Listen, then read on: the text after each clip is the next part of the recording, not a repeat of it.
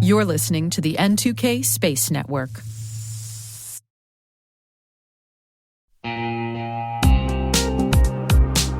And now, a word from our sponsor. The Johns Hopkins University Information Security Institute is seeking qualified applicants for its innovative Master of Science in Security Informatics degree program. Study alongside world-class interdisciplinary experts and gain unparalleled educational, research, and professional experience in information security and assurance. Interested U.S. citizens should consider the Department of Defense's Cyber Service Academy program, which covers tuition, textbooks, and a laptop, as well as providing a $34,000 additional annual stipend.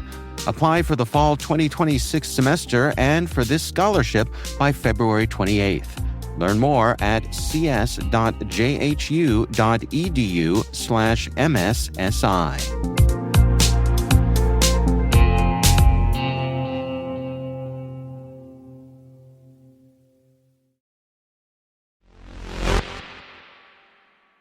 Today is August 20th, 2025.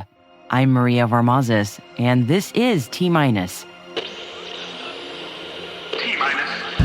20 seconds to LOS T-Drift. Go for deploy. Roger, roll.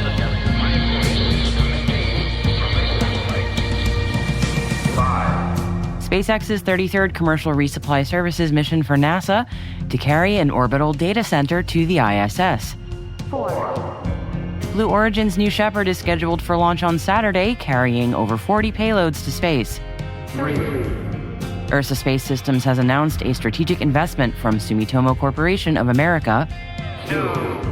BlackSky has signed a 7-figure contract with HEO to provide fully automated, low-latency, non-Earth imaging services for defense, intelligence, and commercial use.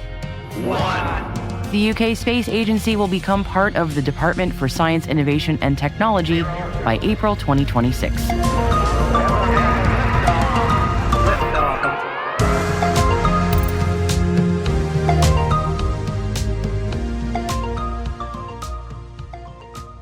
Happy Hump Day, y'all, and thanks for joining me. And boy, are we tackling a hump today with the announcement that the UK Space Agency is to become part of the Department for Science, Innovation, and Technology. Cue the panic and bold statements of the UK no longer having a space agency. But behind the sensational headlines, there actually seems to be much more in this story. So, the press release on the move shared that the reasoning behind UKSA being moved into the DSIT, or Department for Science, Innovation, and Technology, is to cut duplication, reduce bureaucracy, and put public accountability at the heart of decision-making. That doesn't sound so bad, does it? The UK government says, more simply, the change will bring together the people who shape policy and those who deliver it. Now, as of April of next year, UKSA will be part of DSIT. The new unit will keep the UKSA name and brand and will be staffed by experts from both organizations. So, what are folks saying about this announcement? The UK's Space Minister, Sir Chris Bryant, says, bringing things in-house means we can bring much greater integration and focus to everything we are doing while maintaining the scientific expertise and the immense ambition of the sector. And Dr. Paul Bates, who is the CEO at the UK Space Agency, says, I strongly welcome this improved approach to achieving the government's space ambitions. Having a single unit with a golden thread through strategy, policy, and delivery will make it faster and easier to translate the nation's space goals into reality. Now, outside of the government, the UK Space Cluster Network also seems to be taking this positive spin, saying it is reorganizing its structure to best deliver an integrated, connected, one government approach to space. This is to optimize how the UK works with national and international partners on our joint ambitions for space, including empowering business, public services, and cutting-edge research and innovation that delivers a thriving and impactful space economy. Now, regardless, change is always difficult, and we are sure there are going to be more bumps in the road here. But hopefully the UK's role in the international space industry does not diminish with this move. Moving on now, BlackSky has signed a 7-figure Gen 2 space domain awareness expansion contract with HEO to provide fully automated low-latency non-Earth imaging, or NEI, services for defense, intelligence, and commercial use.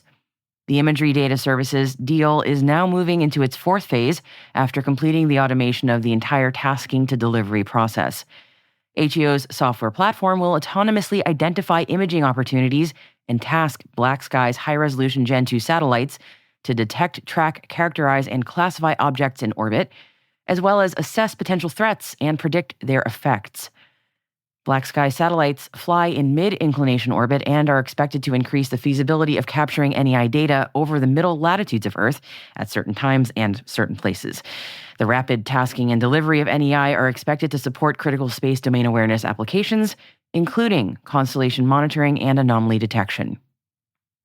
Ursa Space Systems has announced a strategic investment from Sumitomo Corporation of Americas. Ursa Space delivers insights derived from commercial Earth observation data, and the company's geospatial platform claims to provide rapid, scalable, and automated remote sensing solutions to decision makers across the commercial sector. And the company plans to use the undisclosed amount of funding to expand their operations across Asia, particularly in the Japanese market. Blue Origin plans to launch an uncrewed New Shepard as early as Saturday, and the rocket will carry more than 40 payloads instead of its usual slew of space tourists. The payload manifest includes 24 experiments from NASA's TechRise Student Challenge, along with thousands of postcards on behalf of Club for the Future, which is Blue Origin's STEAM-focused nonprofit. The mission will provide over 3 minutes of microgravity for experiments from a range of organizations, including NASA, Johns Hopkins Applied Physics Laboratory, Oklahoma State University, University of Florida, Carthage College, University of Central Florida, Teledyne, Spacelab Technologies, and Teachers in Space, among others. The launch window opens at 7:30 a.m. local time in Van Horn, Texas. SpaceX's 33rd commercial resupply services mission for NASA is due to launch to the International Space Station this weekend. On board the cargo mission will be an ISS National Lab-sponsored project bringing an orbital data center to LEO, and the project will test the system's ability to provide increased data storage and real-time data processing in space, which are crucial capabilities for future commercial space stations. The data center is run as a collaboration between Axiom Space and open-source software leader Red Hat. The data center software was developed using open-source technology, which encourages collaboration and innovation from developers around the globe. We are really looking forward to seeing how this data center works. I am actually really stoked for this also, and we will bring you updates when they are available.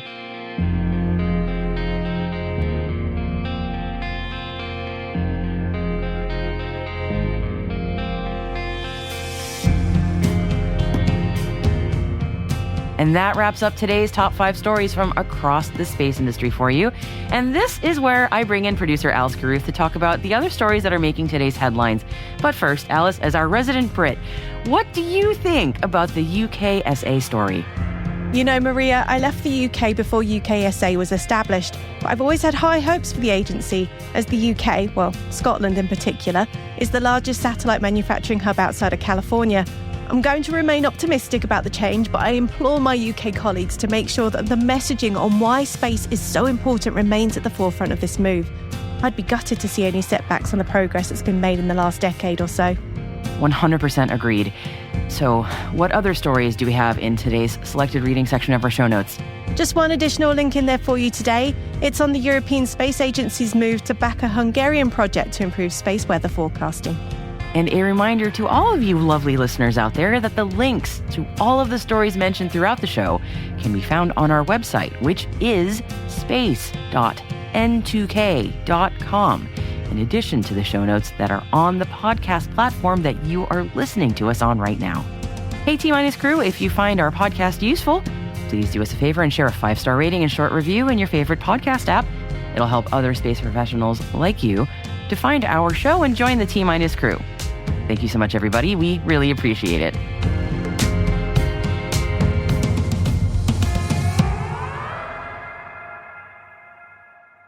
We'll be right back.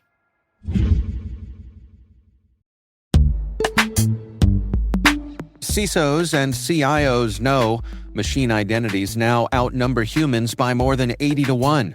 And without securing them, trust, uptime, outages, and compliance are at risk.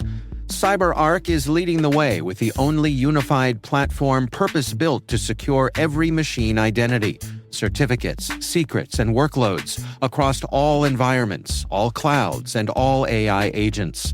Designed for scale, automation, and quantum readiness, CyberArk helps modern enterprises secure their machine future. Visit cyberark.com/machines to see how.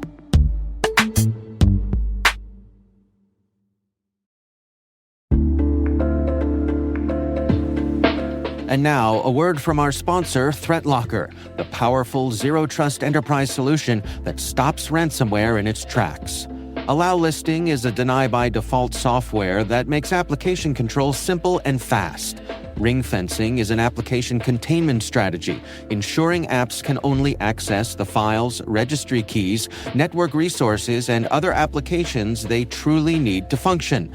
Shut out cybercriminals with world-class endpoint protection from ThreatLocker.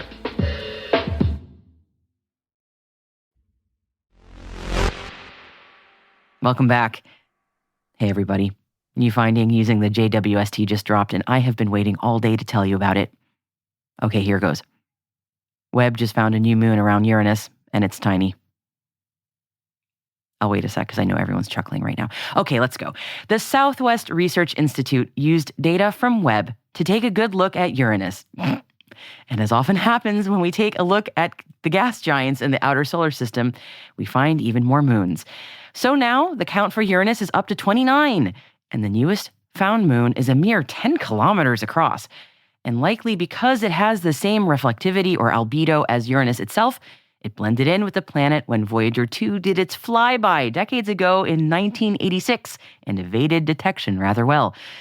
Uranus's albedo, say that 5 times fast. Anyway, but Webb's NIRCam instrument is quite the detective and studied Uranus and found something new in the planet's inner belt of moons, with the new moon's orbital plane between the existing known moons Bianca and Ophelia. Apparently, it has a nearly circular orbit, which leads scientist Mariami El-Mutamid to say that this indicates that this new moon may have formed near its current location. Remember, one of the many reasons that Uranus is so fascinating, and no, it has nothing to do with its name in English, is because it spins on its side. Could it have been smacked by some kind of collision that turned it sideways and gave it the many moons that we are still finding? So many questions. So, back to our new tiny moon. No new name has been chosen for the moon just yet. It is currently referred to as Moon S 2025 U1. But as you might know, Uranian moons have largely a Shakespearean flavor to them, many named after characters from A Midsummer Night's Dream and The Tempest. And it has always been the height of irony to me that the planet with the chuckle-worthy name in English has the most beautifully named moons. And undoubtedly, there are still many moons we've yet to find around Uranus.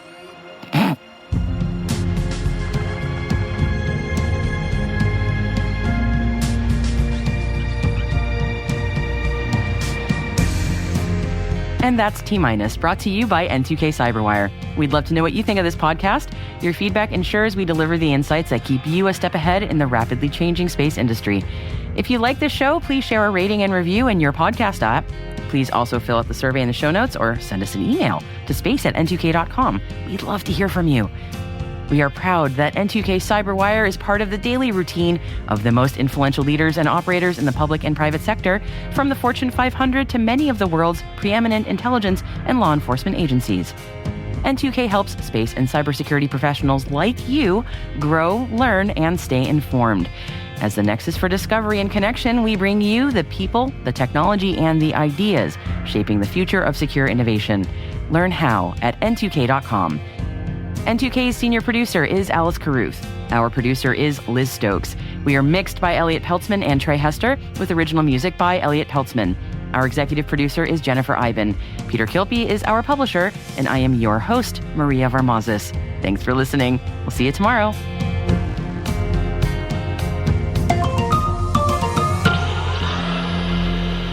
T-minus.